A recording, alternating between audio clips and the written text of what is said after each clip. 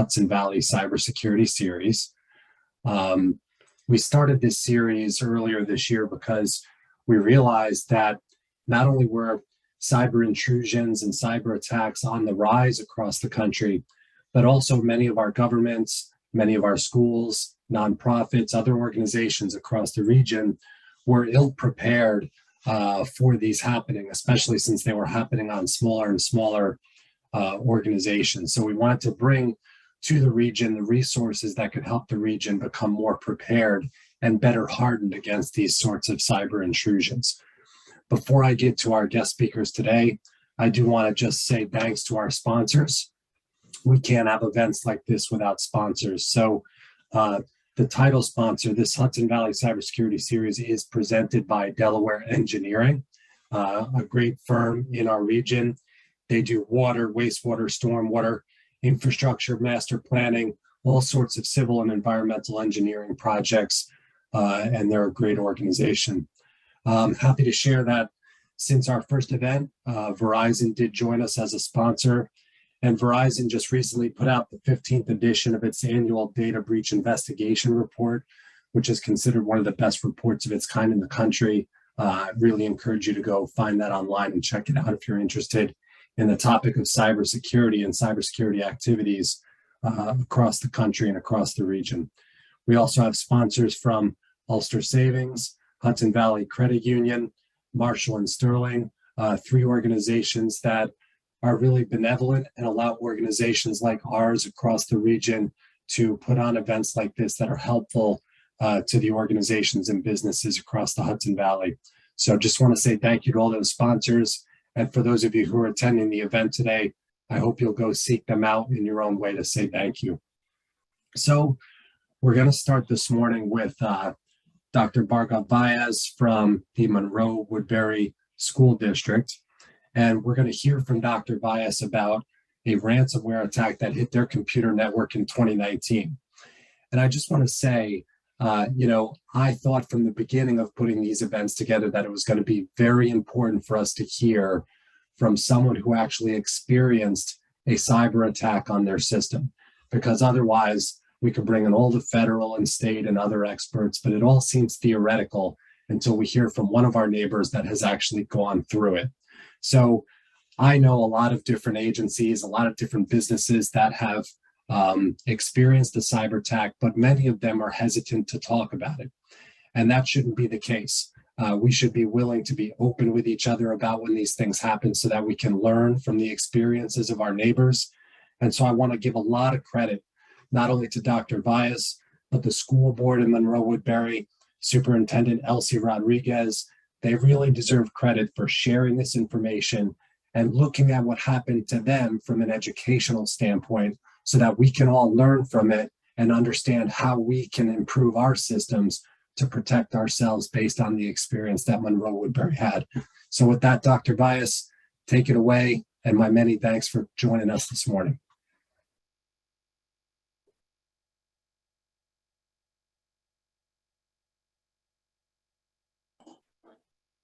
All right, thank you, Adam. I really appreciate the opportunity.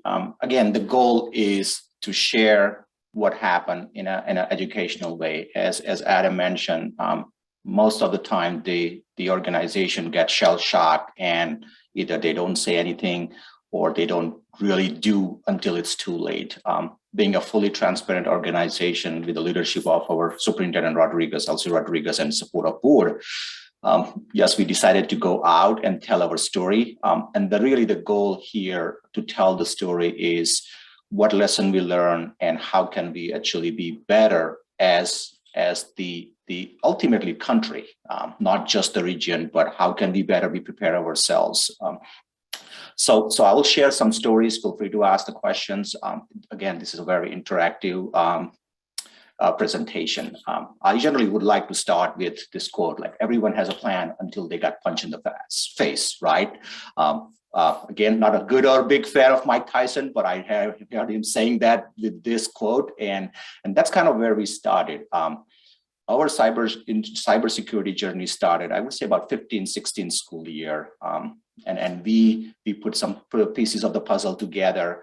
And the thought that I want to put it out here is, it's not it will happen to organization. It's going to be when it's going to happen to organization, whether the organization is prepared or not prepared.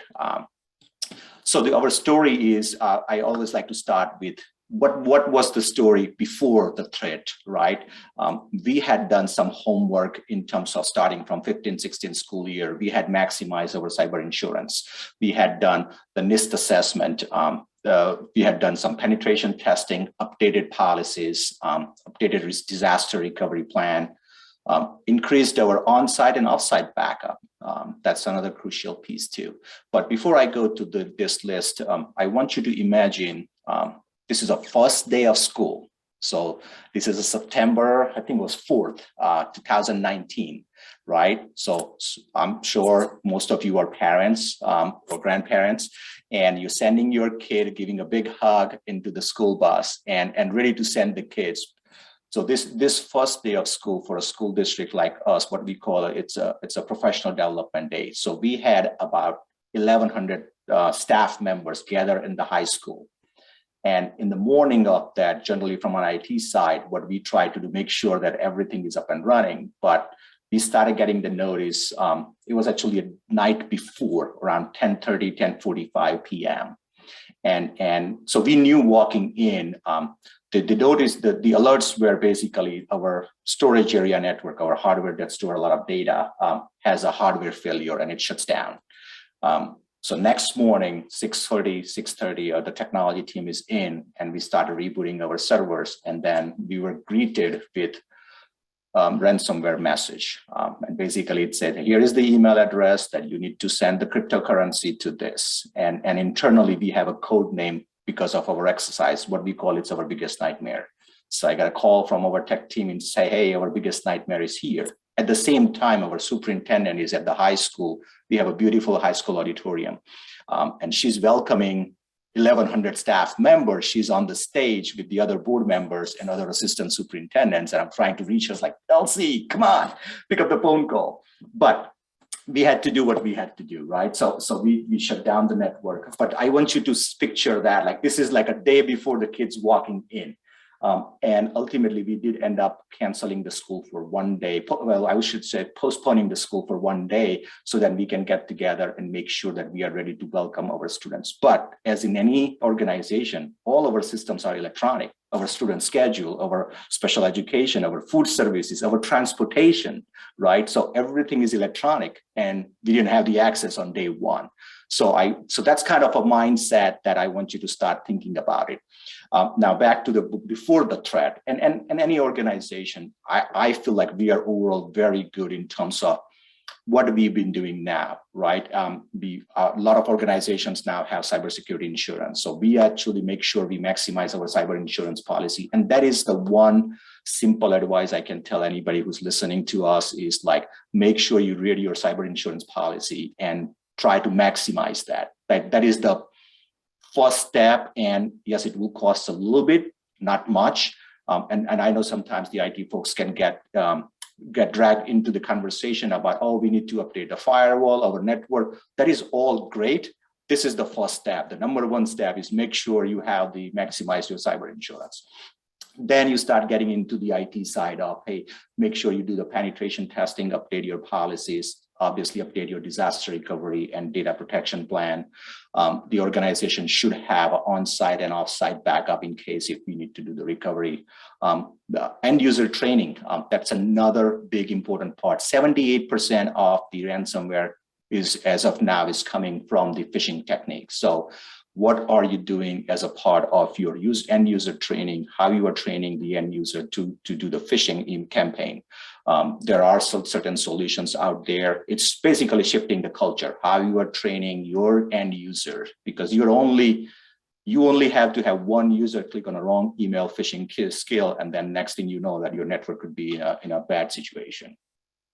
The other important part is educating your board of education and superintendent. Some of the leaders obviously are not IT or tech savvy. What do you do as a leader to educate them?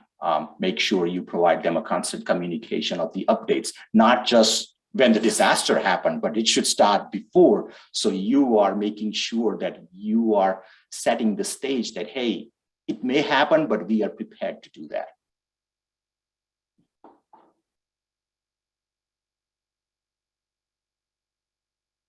So then fast forward, threat discover. Now we have around 6:30. We knew that it's a ransomware. What did we do first? The most important part is make sure that you basically unplug the internet, right? We don't know at this point, we don't know what's really happening. We know that it's a ransomware attack on the network, but we don't know is it just on one server, all servers, every single machine on the network? And just to give you the size of our network infrastructure, we have about 11,000 devices on our network. So it's considered one of the top 5 network in the Mid-Hudson region. It's a decent sized school district. We have about 6,800 students and about 1,100 faculty members. Everybody has one-to-one device. So this can be tricky because everybody's so good in using technology, and all of a sudden you say to the team like, oh, by the way, you can't use it, then what is the backup plan? And especially it's the beginning of the school year. We reached out to our insurance company. That's another important piece. Also, another critical part is incident response team, right? So from an IT side, it is important. What we consider incident response exercise is nowadays same as a fire drill. And I know it's a bad example in a recent tragedy, but how are we training our end user for this kind of the exercise? And ultimately, so that they don't freak out or they know what they need to do. And a positive of that, like some of our veteran teachers, they're like, you know what, it's not the end of the world. Pick up the chalk, start writing on the board and start teaching the kids. So it was a pretty interesting outcome. And then some of the younger teachers, like because we have a smart panels, they're like, well, wait a minute, what does this mean? But it actually helped us to even collaborate more within the group of the teachers. Obviously, contact district attorney. The other important part is who you need to notify. Depending on your organization, there are certain rules and regulations, and you need to be aware about, as a leader, whether you are in an IT or a CEO of a bank, there are certain regulations that are aware. For us, we had to notify our what we call local BOSIS. It's the Board of Cooperative Education Services and Regional Information System. Obviously, the FBI and Homeland Security. We have a very good relationship with our local FBI and Homeland Security, and this is not during the disaster. This actually started way before, because we want to make sure that when you do certain kind of the drills, you are engaging them and think the cyber as the same as a fire drill perspective, because it's a very similar type of the drills that we used to before do what we call a tabletop exercise. In a school district environment, we have to notify it's called Chief Privacy Officer for New York State Education Department. Obviously, the local law enforcement agencies, we have a phenomenal relationship with our local law enforcement as well. They were ready to help us. NISAC, it's a New York State Intelligence Center, and MSISAC. MSISAC, and you'll hear from the experts from MSISAC a little bit later. This is the organization that I highly, highly recommend.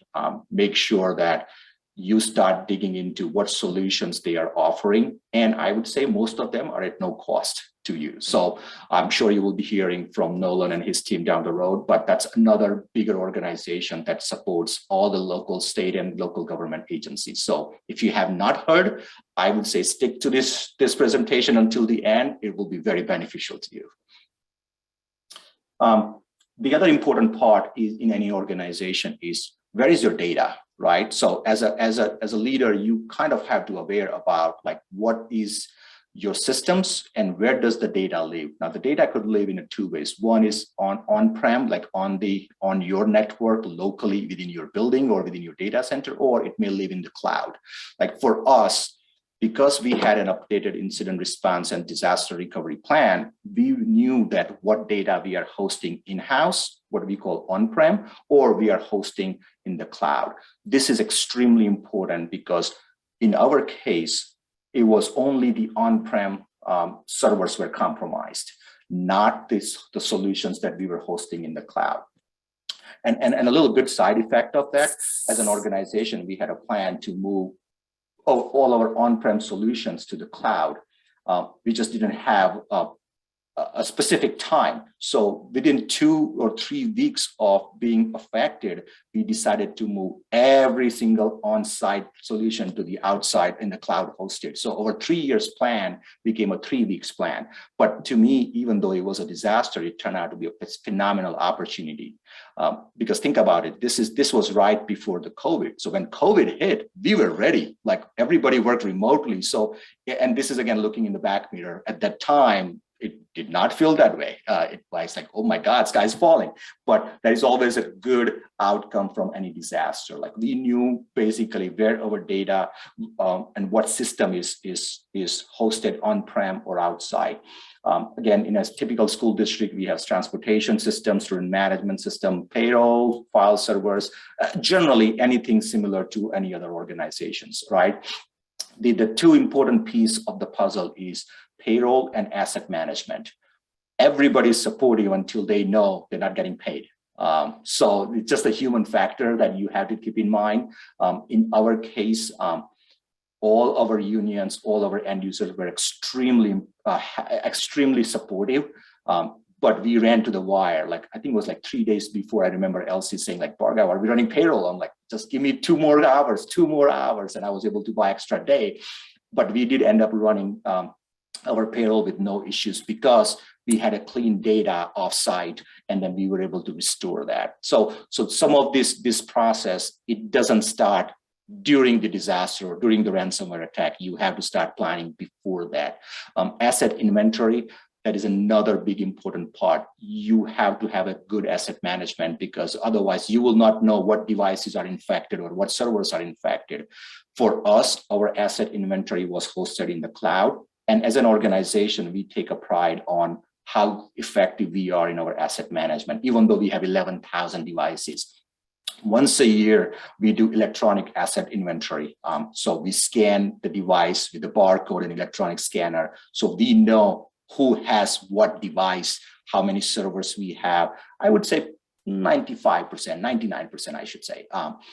And again, that was a saving grace for us. If you don't know what devices you have, how are you going to make sure that they are clean, right? So that's another important part that you need to be mindful of that. And I know sometimes we can be carried away during the time of purchasing, but make sure you have a process in place to take care of the asset management. The other important part for us as a school district is the phone system. Like if our phones are down, now we are impacting the safety and security of our kids and staff. So in our case, the phone system was not impacted because it's a completely different segment of the network. So again, these are some of the thoughts that you should have in mind before actually something happens to the network. Then once you know your organization has been impacted by ransomware, the important part is to engage your partner as an incident response team. And the lesson that we learned is it has to be one master. You may have a multiple master. The people like acting as a one master, but you have to have a one master. And it's almost like in a security side, it's basically who's the incident commander, right? So it has to be established before. And that person has to be knowledgeable in all the protocols, also have to have a power to make some decisions. If I had to, so in our case, I was the designee of incident commander, and I don't need to reach out to my board of education or superintendent to make the IT decision. So you need to make sure you have that designated person in charge in that sense. Good or bad, somebody has to make a decision, because otherwise now you are the next step in terms of is the recovery, right? The remediation and recovery. We have an excellent relationship with our incident response partner. We do a tabletop exercise with them every year, actually every 2 years, but then we update our incident response plan every other year. So you need to make sure either you have internally incident response team, or your partner with like MSISAC or another local MSP, the service provider. And they need to be aware of what systems you have. And the credit to our local MSP, the partner we have as an incident response plan partner, within 30 minutes, we had the incident response team up and running and working with us on not only containing the threat, but starting the remediation. And I think this is where the leadership comes in. It's in terms of who are your partner, how you are dealing with them, who is making certain decisions, what is the priority of the systems? Does the food service is a priority or a payroll is a priority, right? So in every organization, it's a little bit different. Because of our updated incident response plan, we had established all those priority before. So then it's almost like you have the plan, you pull out the plan, and believe it or not, we actually print our plan and put it in a safe. So because think about it, if it's an electronic copy, well, I don't have the access.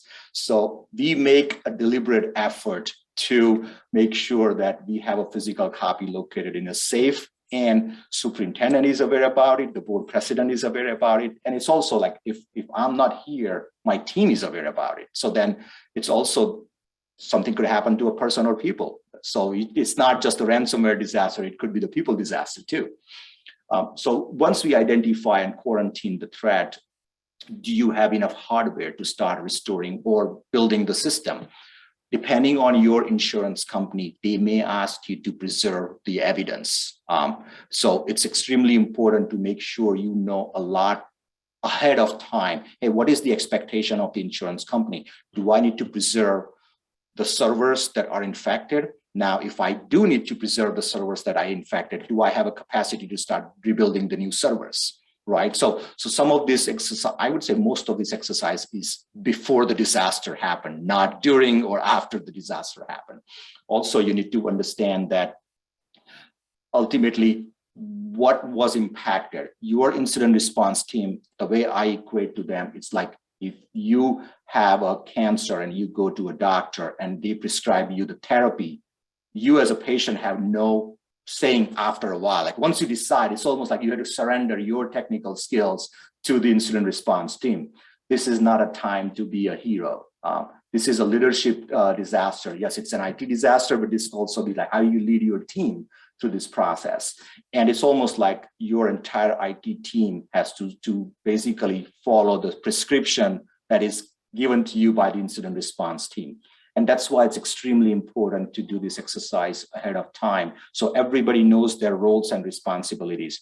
This is also not the time to argue within to say, hey, how about this or how about that? No.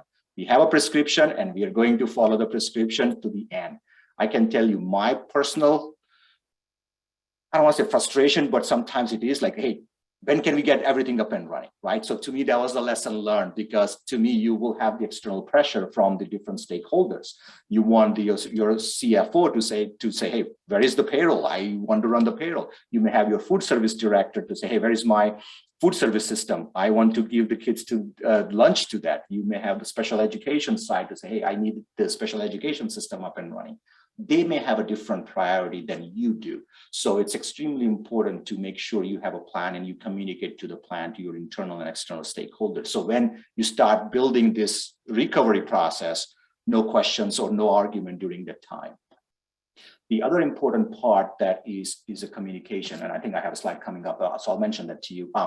Reimaging. So in our case, the ransomware was limited to just our servers, but there are stats out there. So what we learned by that is 86% of the time the ransomware comes back if you don't clean your entire system. So in our case, it was a deliberate decision for us to touch every single asset that we had as a district. So we had about 3,500 desktops and remaining were the Chromebooks.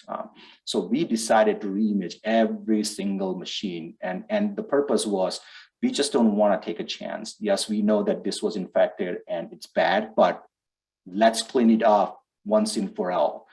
So we decided to basically wipe out every single machine and had a plan to basically do that. Some of the security controls that you probably already have that in your organization, make sure you have a firewall, multi-factor authentication, and your endpoint solution. And in our case, we all had this and it still happened, right? So I just want you to make sure that it's not just if you have a good firewall, if you have a good endpoint solution, that does not guarantee you the 100% protection. That's why you need to max out your insurance. That's why we need to practice the incident response plan. And that's why basically we need to be aware that it may happen even with all the solutions that are in place. again, the best advice is don't rush your recovery. It has to take its own course, even though you may be under tremendous pressure. Stick to the plan and then make sure you have a support before the incident happened from all your leaders around you. The recovery phase, like just follow your process, reimage your machines. In our case, at the same time, we were doing some internal IT projects. So it came at the perfect time that we actually move all those projects, made a big project, and then able to take care of that. And in any organization, when you want to move certain assets, it's always a nightmare. When is a good time? And in school district, we used to say that, oh, summer is the when there is nobody around. That's not the case in the last 6-7 years anymore.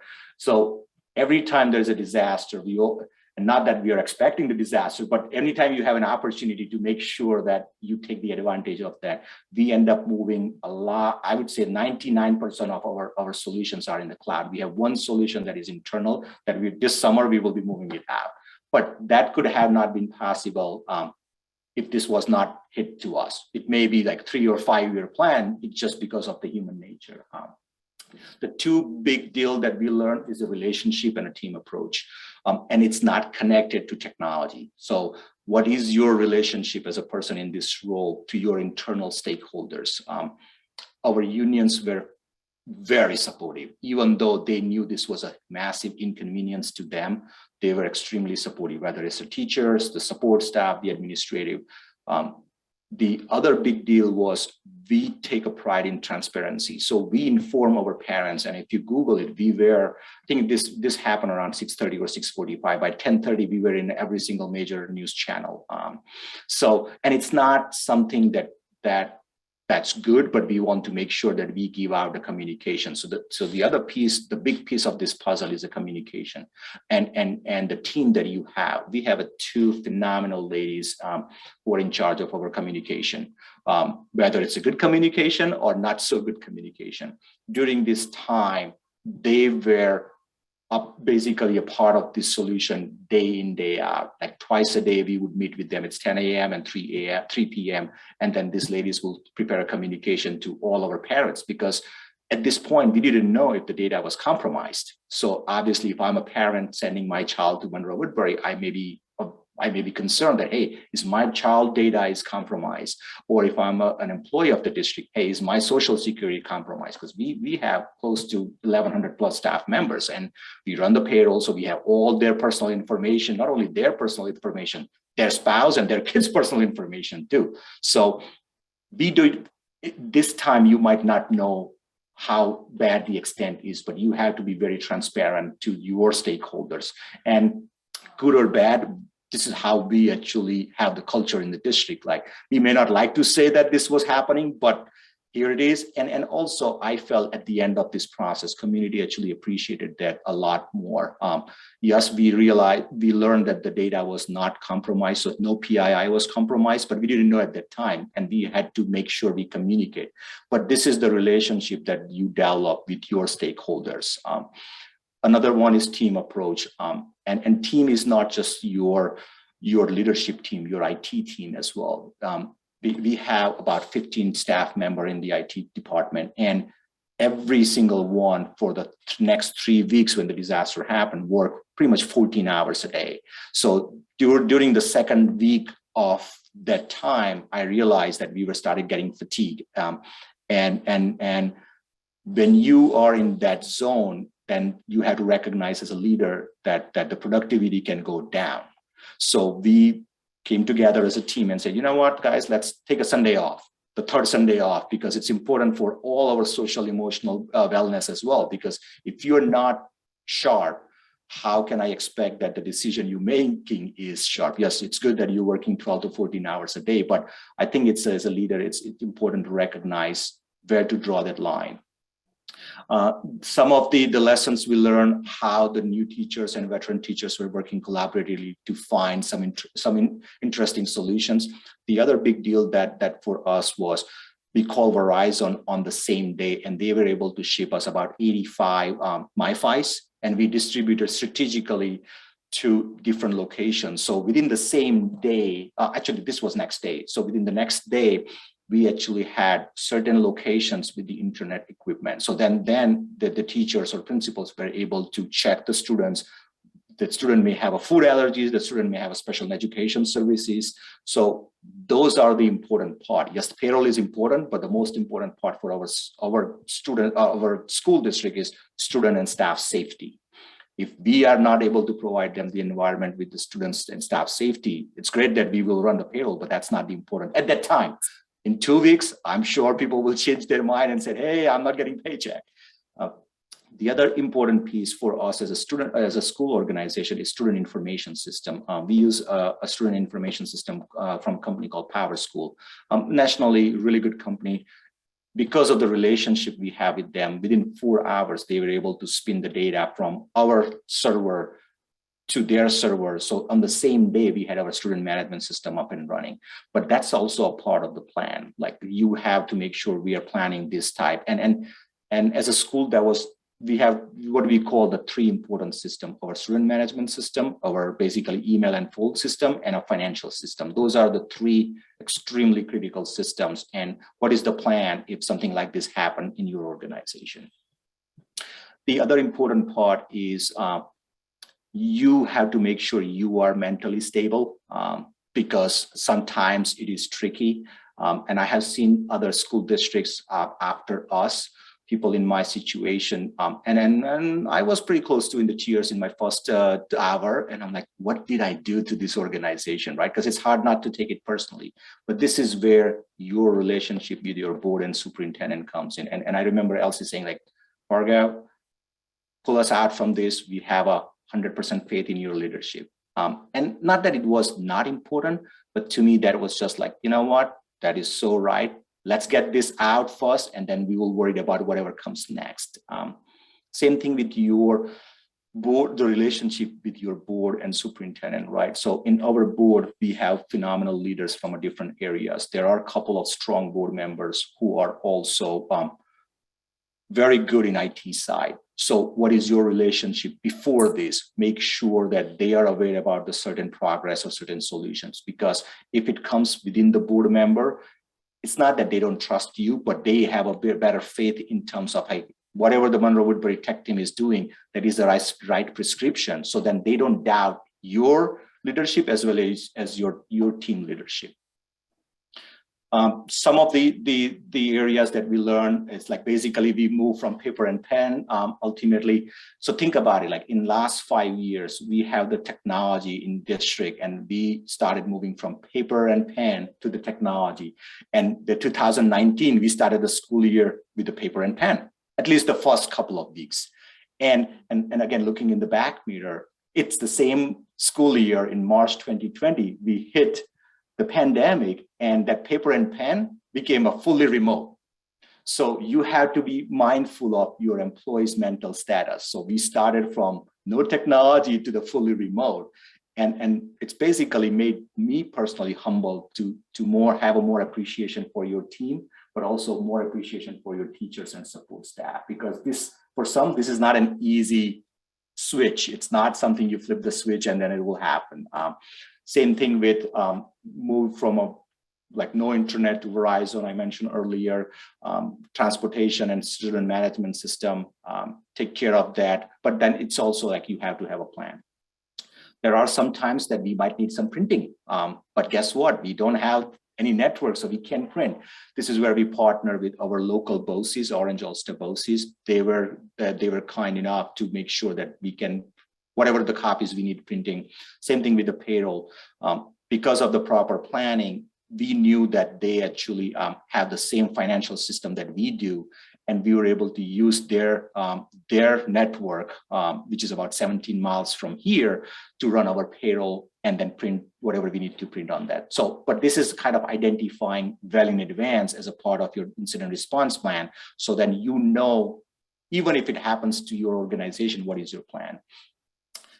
Communication, I think it's extremely important, and transparency, I would say as well. Make sure that you know your internal and external stakeholders. Some of the issues that we felt, as a communication, you need to make sure you're controlling your message, because if you are not saying, if you're not communicating, somebody else will. And then it's hard to control that. So be transparent and then control your messaging. Depending on your insurance company, make sure that you keep your forensic evidences, depending on their requirements. In our case, they were very supportive of that, but because they knew what systems we had before, and it was a communication prior to the disaster. We end up creating some of the Google Cloud via the Google workshop space. We end up creating a document for all the staff members so that we can provide them a constant communication. And ultimately let the community know what's happening. It may not be what we want to do that at that time, but it's extremely important to do that. I have 2 teenage kids go to school, so it's extremely important to make sure there is a constant message out there. Even if there is no update, you're okay to say, hey, look, we're still working on it, and we are going to make the next update at 3 p.m. Also, it's important to know who is in your leadership team in terms of technology, communication, all our internal stakeholders, our administrators, teachers, support staff, students, and parents. And kudos to all the stakeholders. They kind of kept us completely out so then we can do what we're supposed to do. These stakeholders could have made our life much more miserable, but because of the relationship and a trust that they put it in us, pretty much like, I mean, the first 2 days, I had no idea what was happening in the buildings. All the building principals, like, you know what, we got this, you focus what you need to do, and we will come back to you. But they knew that we are going to provide them a constant communication. Same thing with the parents. We have a phenomenal parent community, and some are actually in IT, so they knew exactly what was happening. So they could have easily show up at the board meeting, but I feel like because of the trust and a transparent communication, they trusted us to make sure we are doing what we're supposed to do, and then keeping them in the loop. Same thing with the communication with your cabinet members and superintendents. I am blessed to have a phenomenal team around me, whether it's a board of education, superintendent, or cabinet members. So some of my colleagues as a cabinet members, they took some of the tasks that I mentioned earlier, reaching out to the local enforcement agency, and they we will call them, you do what you gotta do and work with your team. So that's another important part that you need to plan. Obviously, your board of education and a community at large. Incident response partner, that's another big step. Make sure you have either internal team or external support provider that is aware about what do you have on your network. And obviously your local bosses, Rick, and in our case, it was a state education department because there is some regulation that we had to inform that. And then some of this organization may not offer you a help or may be able to offer you some help, but it's critical to make sure that you communicate with them because they are also there to help you, like MSISAC. Like MSISAC has a full-blown incident response team that I know, and they could be your partner in that process. And I would generally like to end this quote. It's like the disaster that makes us humble is better than an achievement that makes us arrogant. Yes, it was an IT disaster, but it made personally me humble and my team humble. That hey, let's not take this granted. And how can we better serve our community, our students, parents, and our internal stakeholders? And I think that's pretty much it. So, any questions? Thanks so much, Dr. Vyas. If there's questions, people can use the Q&A function to ask them. I want to underscore a couple things you said that are important and probably just bear repeating real quick. Dr. Vyas spoke about this from a school district standpoint, but what he just did is provided you with a checklist really of all the things that you should be doing beforehand and things that you should be thinking about during an incident. And whether you're a school district or a local government or a nonprofit or a business, there is an analog for everything that he said. So for him, he had to think about special ed systems, lunch systems, payroll systems. We all have payroll systems, right?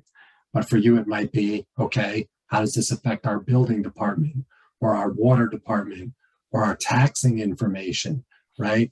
Maybe for you, it's not speaking to the superintendent and parents, but maybe for you, it's speaking to your village manager, your city manager, or your board, or your CEO, or your board of directors. So there's an analog for everything that he said in your particular organization. The key is, are you doing the things he talked about? And if not, should you be, right? That's what everyone on this meeting this morning should have been asking themselves as Dr. Bias went through that. Are we doing these things? Why not? Should we be, right? Number two, cyber insurance. We've been talking about having our next event focus a little bit on cyber insurance because we have been hearing recently that a lot of local governments, fire districts, other organizations are being denied some of their regular insurance because their cyber practices are not up to snuff. And this is coming as a surprise to them. So we are thinking about bringing someone in from the insurance industry to talk about the things that they are commonly looking for now as they're drawing up your general policy even, and you know, maybe talk about cybersecurity policies as well. And then the last thing that I want to mention is asset management. A pattern, we talk about the importance of asset management a lot. I have a hard time believing that every organization in the Hudson Valley knows every single device that's connected to its network, exactly where it is, and the last time that its software and firmware was updated. You need to be doing that. You need to be doing that not only for this, but just for the good function of your system. And so asset management, whether it's for roads and bridges and valves and gates and pumps, or whether it's for digital assets, is vitally, vitally important to the sound function of our organizations, our governments, our infrastructure, and our networks. And we need to get involved in smart asset management. Dr. Vyas just showed why it's so important. So I don't see any questions in the chat, Dr. Vyas, other than someone saying thank you, which is very kind of them. So with that, thank you. We are going to let you go because we know you have another meeting to get to, and your endorsement of the MSISAC is a great segue into our next speaker, who I'm going to introduce. I'm going to introduce Nolan Emilio, who is a stakeholder engagement program manager for the Multi-State Information Sharing and Analysis Center, which goes by the abbreviation MSISAC. MSISAC is a large contractor to the U.S. Department of Homeland Security, and they really exist to get our local organizations prepared, identify threats, and help us block them proactively, but also to help sort through successful attacks when they happen and help us get out of these attacks, as Dr. Vyas just outlined. So Nolan has some members of his team here today, Nasreen and Rianne. I'm going to allow him to introduce them. And they're going to talk to us today about, okay, we just heard about an attack that happened. They're going to talk to us about what the common threats are that they see out there now in this current moment, and some of the products and services that the MSISAC provides to local organizations to help you get prepared and to help you respond. So Nolan, take it away. All right, thank you, Adam. So what we're going to do is we're going to start to share the screen. This is always the scariest part of the presentation for me. Here we are. Looks good. All right, we're on our way. So thank you again. Yes, I am Nolan Emilio. So I will introduce myself along with, we have Ryan Hood and then Nasreen Paptani. They're both members from our CTI team, our intelligence team in the SOC. They are here to give us a brief on some of the threats that our adversaries, mainly Russia, is going to be bringing to us. We have been preparing as an organization to essentially plan ahead, kind of just what Dr. Vyas was saying. We don't know if something's coming. We don't know whether, when it's coming, if it is coming. So we are preparing to be ready for that. So one of the things that we have to do to prepare, of course, is to be aware of what is out there. So what we're going to do is we're going to pass it to Nasreen and Ryan, and they're going to give us a brief on what is going on over in Russia and here as well. And then I will follow up with them with, I'm the guy who's fortunate enough to give you the good news. So I appreciate Nasreen and Ryan to be here to tell us some of the stuff that we need to know, and I will pass it on to them. Take it away. Thank you so much for being here. Good morning. Thank you for having us today. My name is Ryan Hood, and today myself and Nasreen Paptani will be talking about the Russian invasion of Ukraine through an SLTT perspective. So before the Russian-Ukraine conflict occurred, most fell victim to opportunistic and low-hanging fruit cyber attacks. A very common tactic is through email campaigns. So phishing campaigns, phishing emails that attempt to trick the user into giving their login credentials, which would allow the attacker the ability to access the victim's account. Also, mouse spam, where emails are embedded with malicious links or attachments, and ransomware can very commonly be deployed through this method. Also, insecure networks that allow for the exploitation of vulnerable ports and services is another common opportunistic vector. Typically secondary, and since the Russia-Ukraine situation, state-aligned hackers and affiliates have since been deploying more advanced cyber tactics, although we haven't seen this towards SLTTs as of current. Some of these tactics include disruptive operations such as distributed denial of service and the exploitation of misdis and malinformation, which Nasreen will talk more about later on.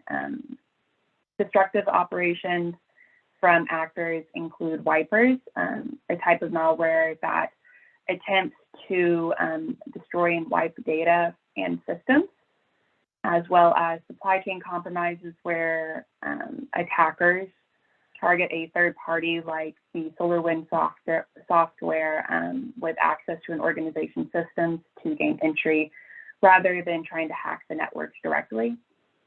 There's also nation-state affiliated software like Kaspersky, as well as information gathering through some of China's long game strategies are also a cause of concern in the cyber threat landscape. Some of these projects can include the 1,000 Talents Plans, the Belt and Road Initiative, and Made in China 2025. Next slide, please. So Russia has a long history of using wipers in Ukraine, as well as attempting to masquerade as ransomware operators to blur lines between nation-state activity and cyber criminal groups. This is done to mask the intent of malware, where wipers are developed to appear like ransomware variants. Some major historic malware include NotPetya. So NotPetya is masqueraded as a ransomware like Petya. However, it is designed to wipe systems. So in June of 2017, NotPetya hit Ukraine first and spread outside the country, causing collateral damage.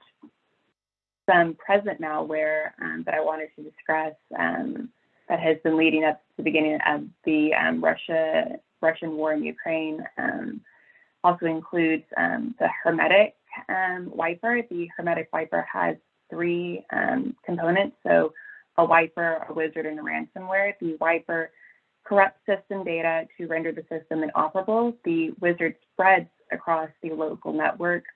And the last component being a fake ransom, because of course the everything is already wiped. So the next wiper I want to discuss is 00. 00 is the most recent wiper seen, targeting Ukrainian enterprises. The aim is to overwrite all files and all drives by destroying them, with the exception of a specific list of file locations that are hard-coded in the wiper. And lastly, I want to discuss a recent malware called InController or Pipedream. Pipedream is a module ICS industrial control systems attack framework that an adversary could leverage to cause sabotage, destruction, or disruptive operations. Some other cyber activity being our distributed denial of service, DDoS, as well as website defacements and data dumps. While low in impact on the war effort, they can distract from other operations. Next slide, please. So what is not happening and why? So far in the US and the West, we have not observed notable increases in Russian affiliate targeting of SLTTs or businesses, but we are operating under the assessment that Russia clearly has the intent, capability, and opportunity to do so. It is likely that there are 4 principal factors accounting for the current lack of activity. The first being resources are currently strained, focusing on Ukraine, and the second being frustrated preparations, coordination, and faulty intelligence in Russia is resulting in lackluster performance, including in cyberspace. The third would be the lack of ground progress is driving Russia to avoid escalations in other warfare domains, specifically cyber. And lastly, there has been a huge split observed in cyber criminal groups, most often associated with Russia. These are multinational and include citizens of other Soviet sphere countries and Commonwealth of Independent States, as well as Ukrainian members who do not support this conflict. The MS-ISAC is tracking over 80 cyber criminal groups who have stated allegiance towards Russia or Ukraine. Of these groups, approximately 2/3 have announced their support for Ukraine. Cyber criminal groups publicly stating allegiance to Russia or Ukraine are depicted here in this image. An example of criminal divisions is Conti, a major Russian cyber criminal group that pledged loyalty to Russia and shortly after had its chat logs, which dated back to 2019, released publicly. This exposed the identities of several members, and shortly after, Conti wiped its own servers. All this is not to say that ransomware attacks are not happening, because they still are. It's just that we have not observed a notable increase in relation to the Russian invasion of Ukraine.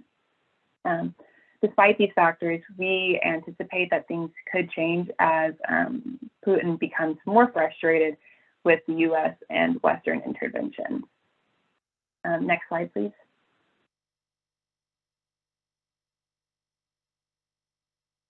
We are observing and assess that Russia is actively engaged in preparatory and precursory cyber operations against the US.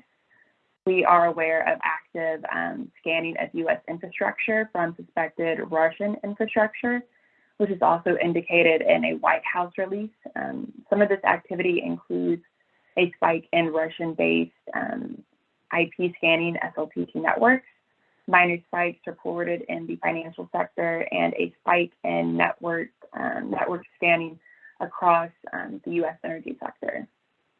The FBI associates activity with threat actors who previously conducted destructive operations against foreign critical infrastructure.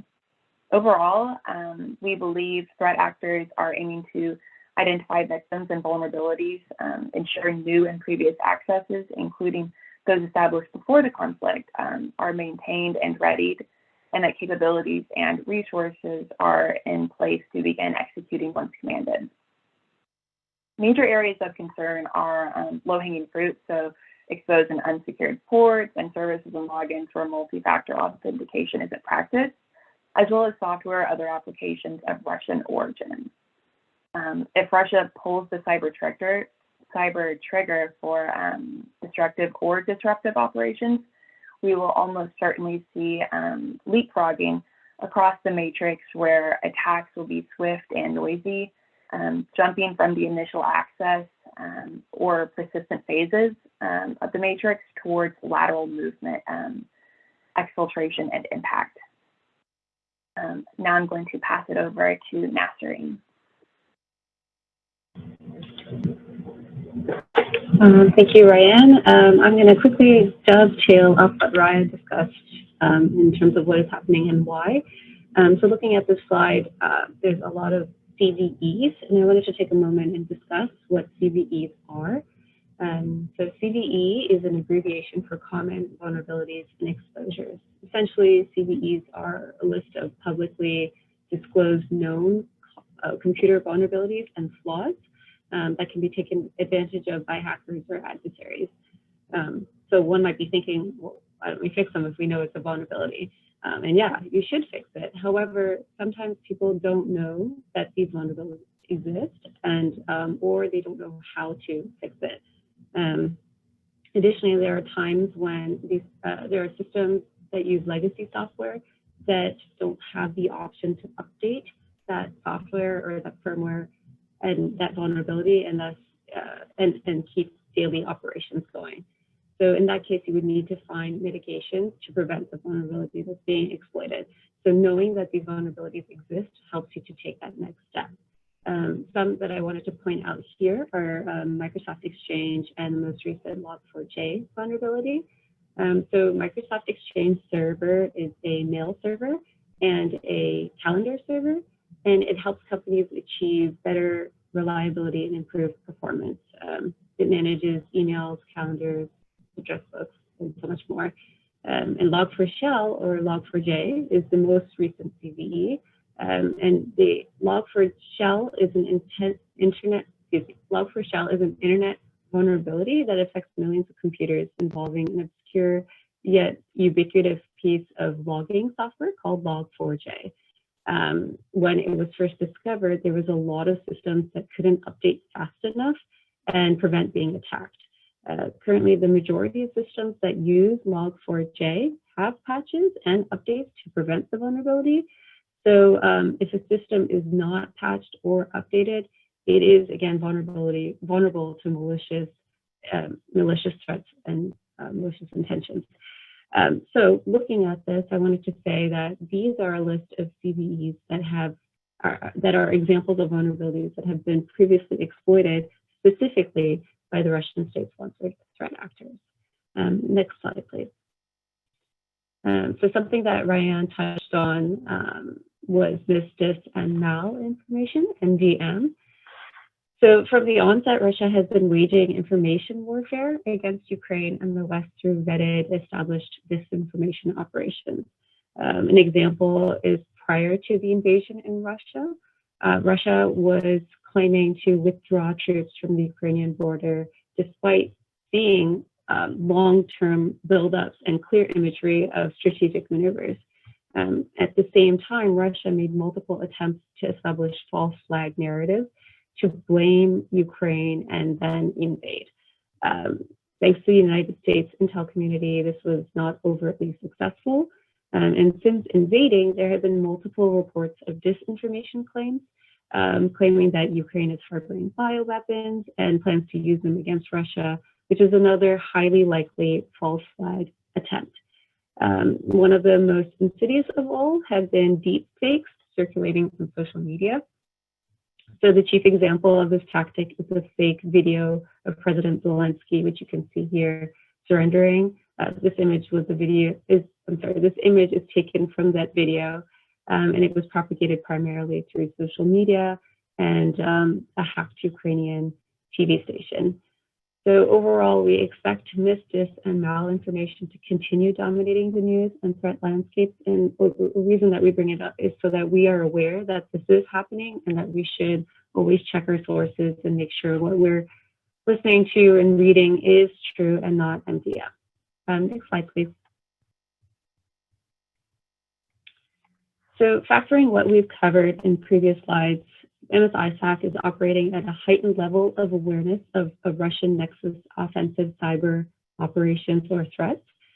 So starting in January, we issued an SFAR highlighting that increased threat against SLTTs if Russia was to invade Ukraine, specifically from destructive attacks and cyber criminal surges. I know that Ryan touched on cyber criminals and their splits and alliance to different alliance to which country.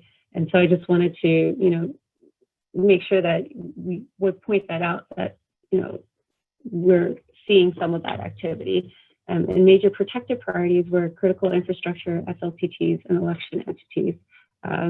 In March, we issued an updated assessment via an LFAR highlighting that it was highly likely Russia would prepare retaliatory attacks against the US, and that it is likely that retaliation would come within 1 to 3 weeks. We've kind of changed that timeline, and mainly due to that second point there about pending US action or de-escalation. So one example of US action is the FBI disrupting a Russian botnet, which was expected to be leveraged against US critical infrastructure. And another example of de-escalation is when is Russia de-escalating from the west of Ukraine and kind of focusing its resources to the east of Ukraine. And despite these two events, we fully expect a Russian response in the coming weeks, and we're actively encouraging our SLT members to prepare while the opportunity presents itself. Some of that preparation, Dr. Vyas went through, having that incident response backup, and I know I'm going to go through that one more time, and I'm sure Nolan is going to foot stomp it once more. So our expectations are that the U.S. financial and energy sectors are probably going to see the first of Russian cyber activity, with our SLTTs further down the line or initially hit through collateral damage. So what can you do to look at? What are indicators? So we want to look at the performance of the Russian economy after the sustained sanctioning. We want to look at the stability of Russian progress or lack thereof on the ground in Ukraine. And we want to look at any direct US or NATO involvement. A change in these three factors would increase or decrease that timeline for the aforementioned cyber activity. Next slide. And I just want to pause. Adam, did you have your hand up?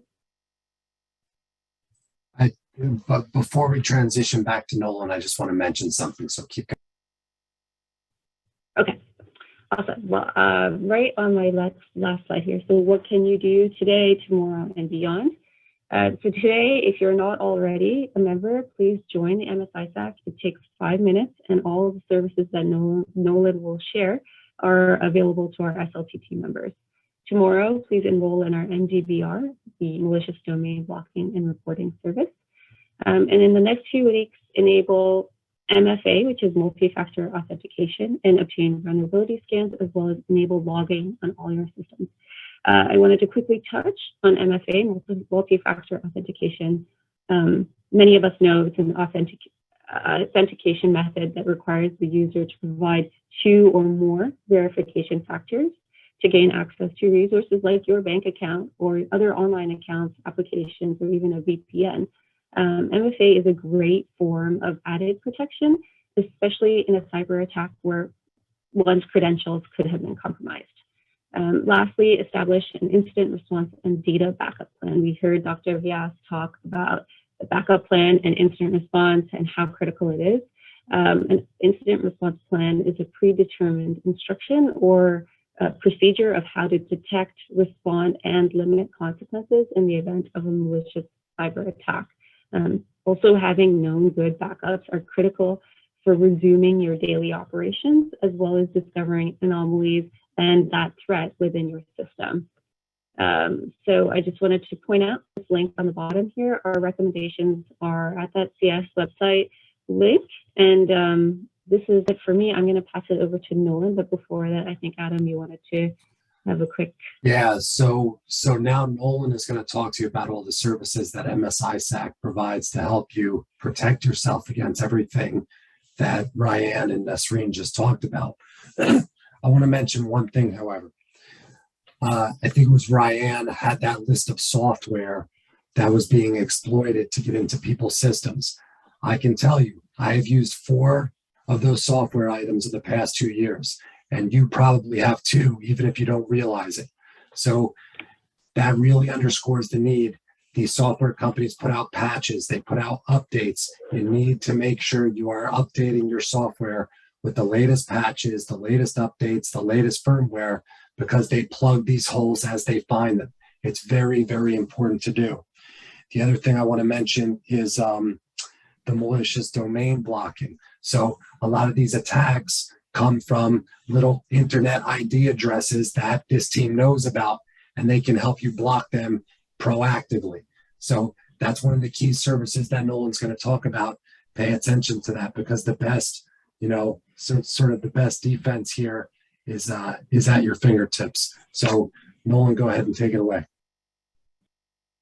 Yeah, thank you, Adam, and thank you, Nazreen and Ryan. Fantastic job. And I will say that there is not a slide on what I'm about to say, but this is something that's very important to keep in mind what Adam just brought up, vulnerabilities in commonly used programs.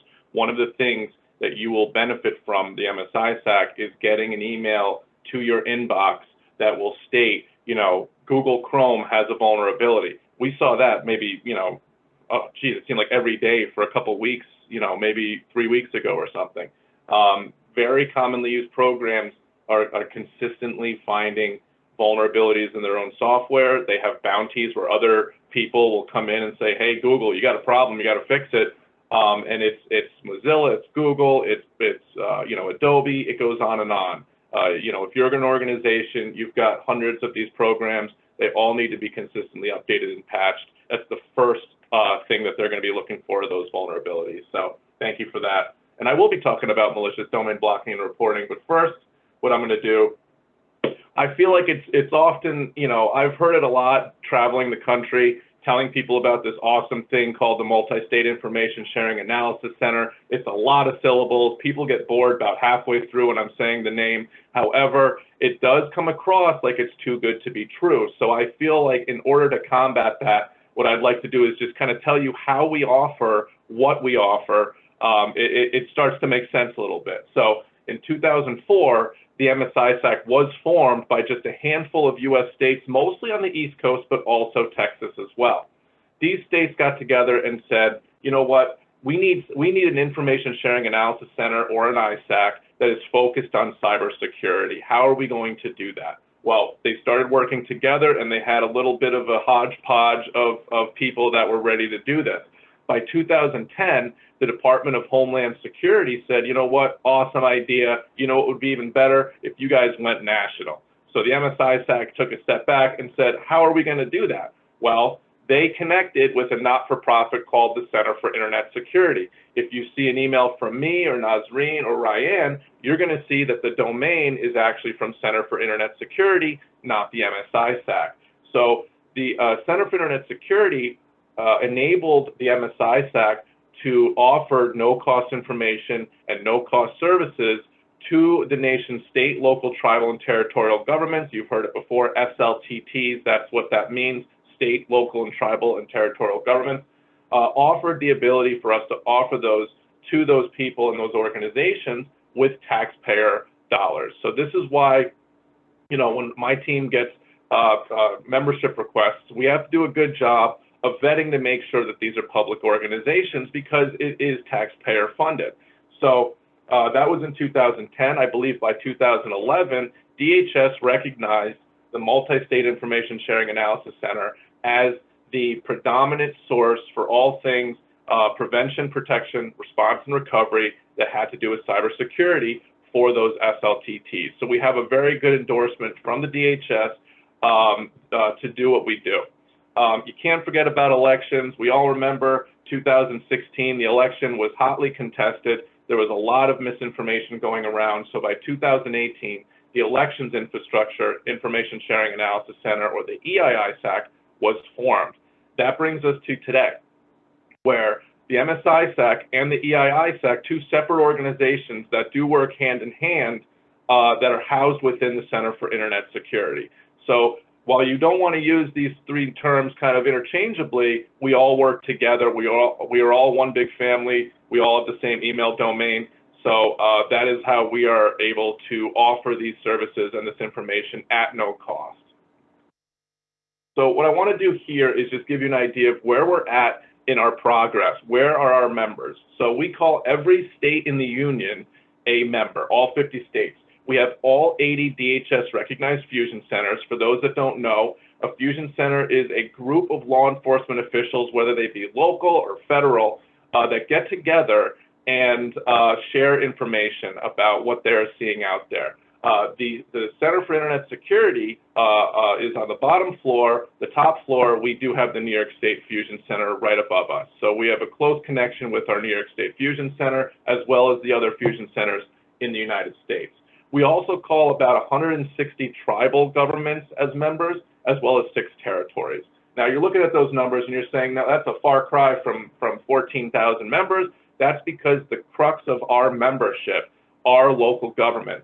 Just like Monroe Woodbury, just like someone like Dr. Vyas, these are the people who are signing up these local governments so that we can better protect not only them, but the infrastructure of the United States as a whole. You have to have every single one of them, and it's a tall order, but we are going to get every one of them one day.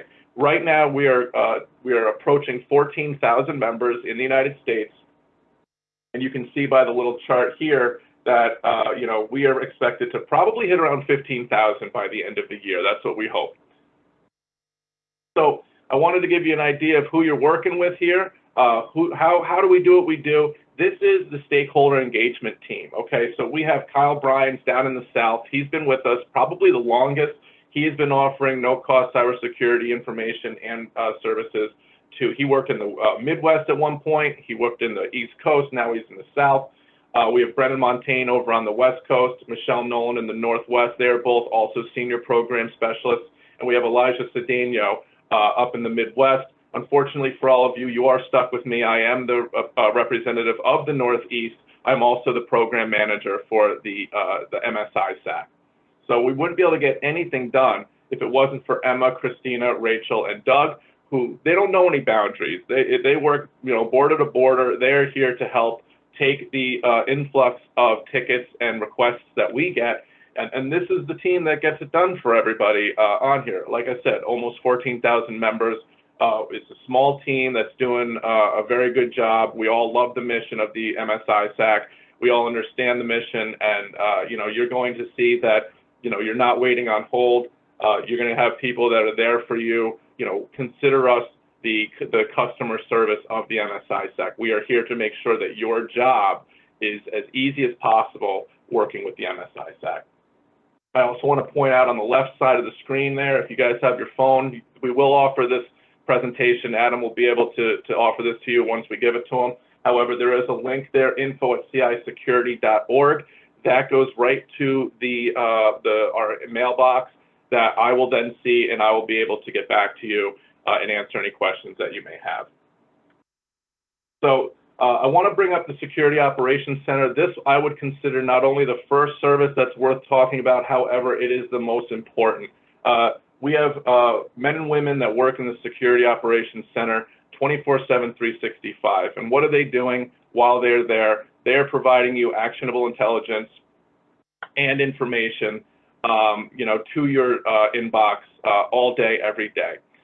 They're also going to be picking up the phone when you call. So even if it's New Year's Eve, 11:59, you've been knocking back a few, you find out, Dr. Vyas finds out there's an incident at Monroe Woodbury, he can call the SOC and get help right away. And that's probably what we want you to take away from this over everything.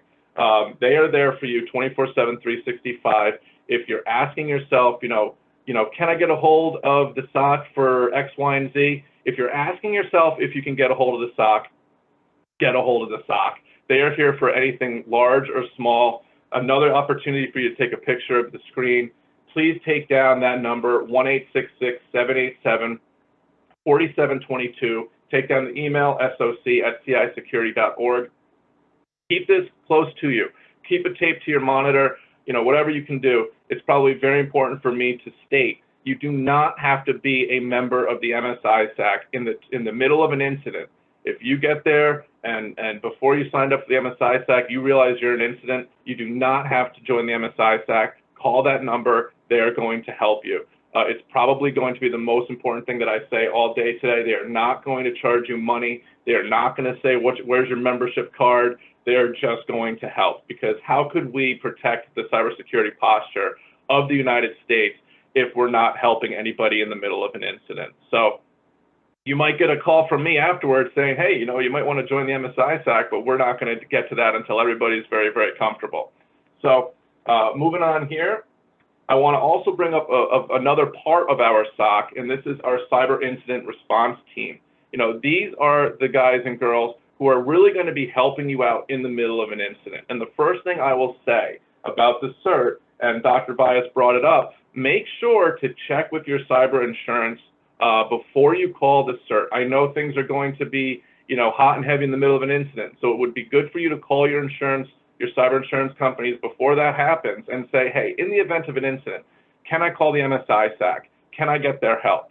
You know, we will be, you know, the first set of eyes, but we'll also be the second set of eyes. If you have an incident response plan and you have teams in place that you trust and that you think will do a good job, we're happy to take a step back and be there in the event that you need.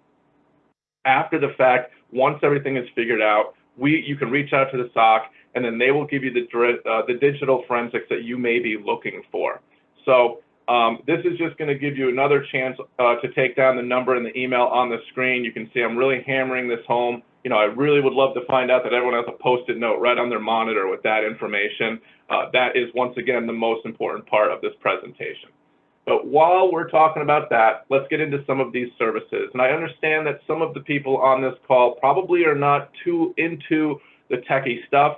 Lucky for you, I'm not all that techie as well. So I can kind of translate some of this stuff so that it makes a little more sense to the whole audience. This is the first service that we would recommend, whether you're an IT person or you're someone, you know, perhaps an educator who can bring this information to your IT department.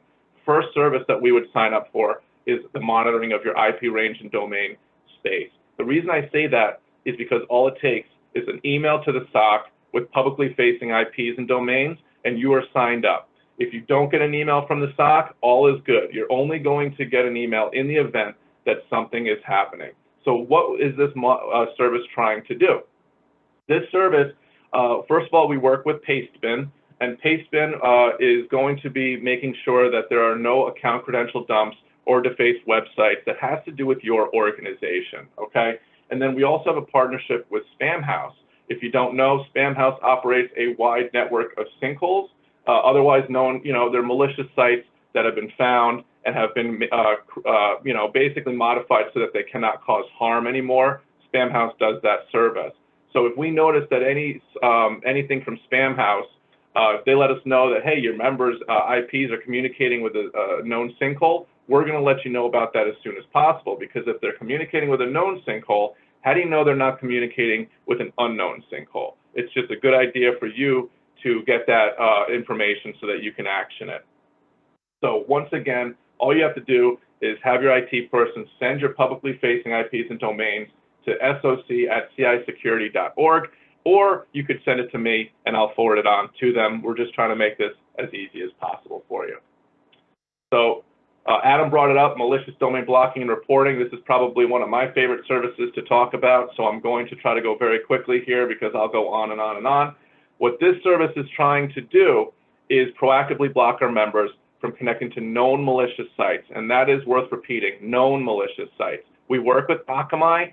If you have not heard of Akamai, they have about 30% of the world's web traffic flowing through them. So we'd like to think they have a good idea of where the malicious sites are. Do they have all of them? Of course not. However, with 30% of the world's web traffic, they have a good chunk of them. So basically what this is going to do is this is going to take any request to access a web page, so whether it's google.com or something else, and it's going to first go to Akamai. Akamai is going to run that request up against a list of their known malicious sites. Very simply, if there is a match, you are going to get a pre-configured block page that says you're safe, your organization is safe. However, go talk to you know, Dr. Vyas and say, you know, something funky just happened. What's going on? And he'll be able to look at a report that comes from the SOC that says, you know, this is what was blocked, this is how often it was blocked, you know, and if you have any questions, reach out to the SOC. This service is going to also provide you the backup of the SOC. If they notice that there's any sort of abnormally high block rate, a SOC is going to get a hold of you as soon as possible to let you know if something automated might be going on. The most important part about this is there's no new software, no new hardware required. Just like it was stated in the previous presentation, it's very quick to sign up with. And if you have any questions, get a hold of me and I'll be able to help you out with that. This is another service here that we're going to talk about quickly. This is Malicious Code Analysis Platform. Thank God for acronyms. We call it MCAP. What this is a virtual web-based sandbox. Think of it as a vault on your computer, okay? Something that you can put a suspicious file or a domain or an email into, an executable, and without worry of it leaching into your network, you can receive an analysis of what it is, what it's malicious with, well, if it is malicious at all, and then how to mitigate it. That's going to take about 24 hours, maybe less, for you to get that information. However, this can really help build the culture of an organization. If your history teacher knows, you know what, that's kind of a weird email, I don't know what's going on there, you know, let me send it to the IT team. They've got that MCAP thing. They can put it in there and they can make sure that it's safe. That's something that I think, you know, hey, if you're a history teacher or a math teacher and you just stopped your organization from clicking on ransomware, man, that's a pat on the back as far as I'm concerned, and that might help raise your vigilance a little more moving forward. So that is malicious code analysis platform, very similar to a service called VirusTotal. However, the difference being it's exclusive to MSISAC members. So any bad actors have access to VirusTotal. If you uploaded something to VirusTotal, a bad actor could see that, they could evolve. However, with the MSISAC, it's exclusive to MSISAC members. And as it goes with all of our services, you have the backing of our SOC if you have any questions whatsoever about that service. So knowing that we're coming close to time, I'm going to just go over the nationwide cybersecurity review. I would put this on the back end of your list of things to do, mainly because this opens in October. So when all of you get back from your vacation in Maui, you can sit back down at your office chair and you can say, you know what, October's coming up. Let me get a hold of the MSISAC and find out how I get going on the nationwide cybersecurity review. What this is an opportunity for your IT department to take an assessment on their network. They're going to take a self-assessment that basically will take their answers and they're going to post it up anonymously and randomly to peers in the field. So that's going to give you an idea of where you stack up, where your strengths are, and where your weaknesses are. It's going to give you a roadmap on how to strengthen your system. A very good plus of this is you're going to have a document from DHS that says, these are the improvements that you need to make for your network. What better endorsement can you have as an IT professional who's going to slap that down on the person's desk who makes budget decisions and say, look, DHS agrees with me, we've got some work to do. So the nationwide cybersecurity review, like I said, starts in October, so you have some time to plan it out. All of your answers from the previous year are going to pre-populate. So while it may be a few questions for you to answer on the first go around, every year after, you're going to have everything pre-populate. So you're only going to be answering questions that might have changed for your network. So it's very worth your time to take the first go around. You're going to see a very large increase in your security maturity the first year, and then every year after that, our members see about a 3 to 4% increase once they've gotten that initial year done. So that is the nationwide cybersecurity review. I've got about 5 questions, so I'm going to hold for questions. I know that I went a little fast. I wanted to make sure we didn't go over. Does anyone have any questions about anything that Nazreen, Ryan, or myself spoke about? So Nolan, there was one question in the chat from someone who said they're receiving the malicious domain reports, but they're not exactly sure how to utilize them effectively. Is one of those numbers or email addresses a place they could call to get that help? Yeah, absolutely. I would have them get a hold of, and I'll put it back on the screen so that you can see, info@cisecurity.org.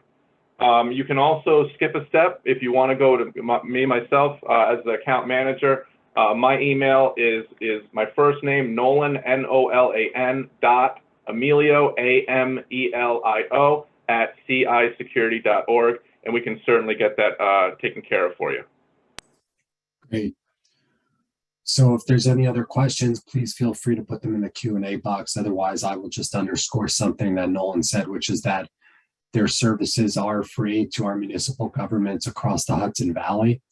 I think it really behooves everyone to tap into them, to understand, the status of your network and your computer systems, how safe they are now, how best to protect them in the future, and the things that you should be doing to put yourself in the best possible posture that you can be in. Not seeing any additional questions. Nolan, if you want to stop sharing your screen, I'm just going to wrap this up real quick. I do want to say thank you again to everyone for attending. And I want to say that we are going to have some additional iterations of this program upcoming with additional topics. We're going to concentrate on insurance. We're going to have even a Ask the Experts seminar with some folks from Microsoft and Verizon and a couple other places who will be able to answer some of your questions about software and hardware and cybersecurity and the nexus of all those things. So if there are any questions, please feel free to get in touch with us. Other than that, I want to thank everyone for attending this morning, and hope you found something helpful to bring back and harden your own systems, as I keep saying, to protect our people, our data, our systems, and our infrastructure as best we can. Thanks, everybody. Have a great rest of the week. Thanks, Adam. Appreciate it. Bye. Thank you.